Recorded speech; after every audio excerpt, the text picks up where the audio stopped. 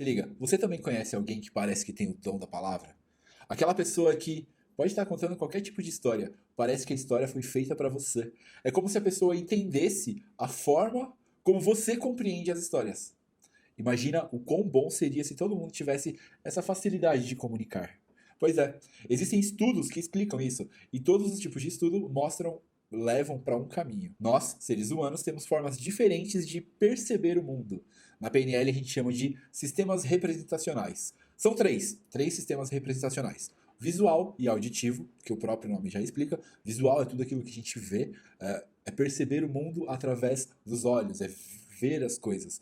O auditivo é aquela pessoa que lembra das histórias muito mais contadas, lembra do áudio, do som da palavra, de como estava a música ambiente de uma determinada história. E o terceiro sistema representacional é o sinestésico. É tudo aquilo que a gente percebe através das nossas sensações. Olfato, por exemplo, paladar, temperatura. A gente lembra da história e naquela história estava muito quente. Eu lembro que aquele dia era um dia que eu estava me sentindo com calor a mais do que o normal, enfim. E nesse vídeo a gente vai falar sobre o visual e 6 maneiras de identificar se a pessoa tem um padrão visual predominante ou não. Bora lá? Eu sou o Dan e nesse canal a gente fala sobre PNL e neurociência e como essas duas linhas de estudo podem se complementar para ajudar a nossa vida, ser uma vida muito mais leve, muito mais tranquila e muito melhor de ser vivida.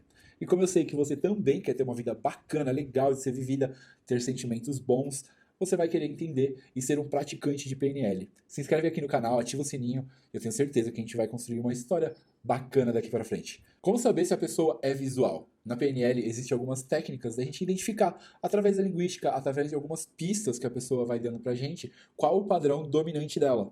Se é visual, sinestésico, se é auditivo, ela vai deixando algumas migalhas para a gente poder identificar. E isso abre algumas janelas na hora de comunicar. Esse tipo de técnica, que para quem está estudando PNL, está ali logo no começo dos estudos da PNL, seria muito bem-vindo para professores.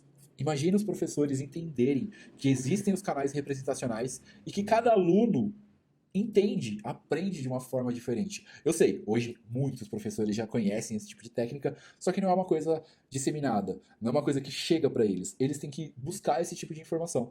Seria muito bacana se os professores tivessem esse tipo de técnica. Técnicas que hoje são muito mais usadas nas vendas, por exemplo, os vendedores de concessionária, vendedor de qualquer coisa, ele já conhece um pouco de PNL. Se o cara realmente é vendedor e ele buscou técnicas de vendas específicas, como aumentar as vendas, ele chegou na PNL em algum momento. Então, se os vendedores usam, os professores também deveriam usar largamente. Bora! Como que a gente faz para identificar se uma pessoa tem um padrão dominante visual? Primeira coisa que a gente vai identificar é a velocidade da fala.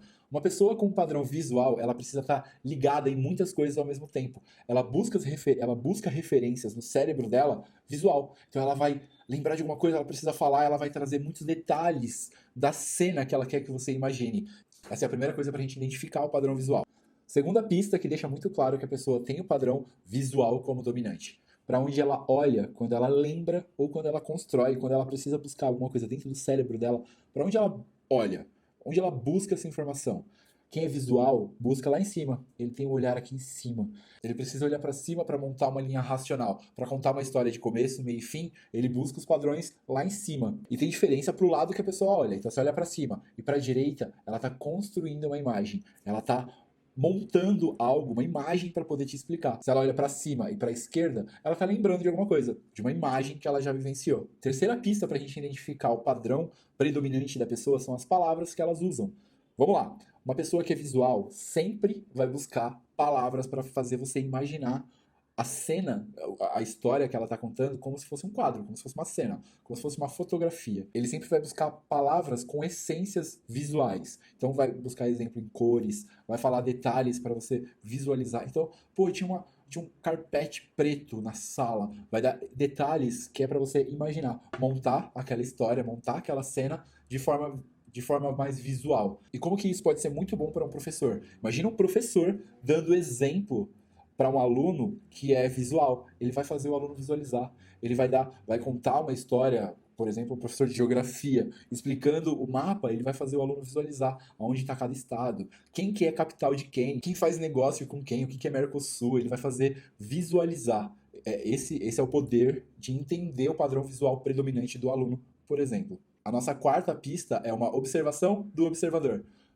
é a gente observar que aquela pessoa que tem o padrão visual, ele é muito observador.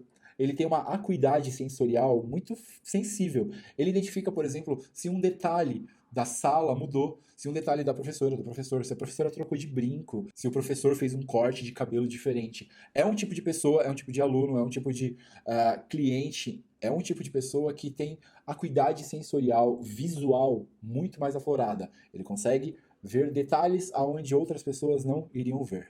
A quinta dica é meio para a gente poder tirar a prova real. Lembra da prova real? É a gente saber se realmente aquela pessoa é visual. É usar o cérebro dela. Fazer alguns tipos de perguntas corriqueiras, normais e prestar atenção. É a gente usar o cérebro dela para a gente entender, fazer perguntas e prestar atenção em como que a pessoa está respondendo. Essa com certeza é a prova real, é a forma da gente poder entender, prestar atenção, pegar essas 4 últimas dicas e montar, olha, realmente todas as pistas levam a pessoa para predominância visual. E a sexta dica é um tipo de pergunta matadora, é você perguntar os tipos de interesse dessa pessoa. E ela vai te trazer aí tudo que você precisa saber. Se ela der um exemplo, por exemplo, eu me interesso muito por filmes, a pergunta que você vai fazer, o que te chama mais atenção num filme? E ela responder, por exemplo, o visual do filme, o cenário, as cores, acabou, você já tem todas as informações. Se ela responder também a mesma coisa, cinema, filme, e você falar o que te chama mais atenção no filme, ela falar a música, a fala, o som, é aí. Então a gente perguntar o tipo de interesse da pessoa, ela vai te trazer qual o canal representacional predominante nela. E aí, valeu? Quando a gente fala de PNL, quando a gente se forma em PNL, a gente se forma em practitioner em PNL. Traduzindo, é praticante em PNL.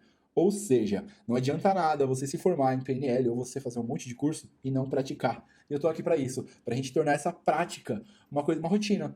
Praticar realmente, usar a PNL ao nosso favor. Curtiu? Se você não se inscreveu ainda, se inscreve. Se bateu aquela pontinha de gratidão, se inscreve no canal, vai me ajudar pra caramba. E ó, só manda esse vídeo pra quem merece. Valeu!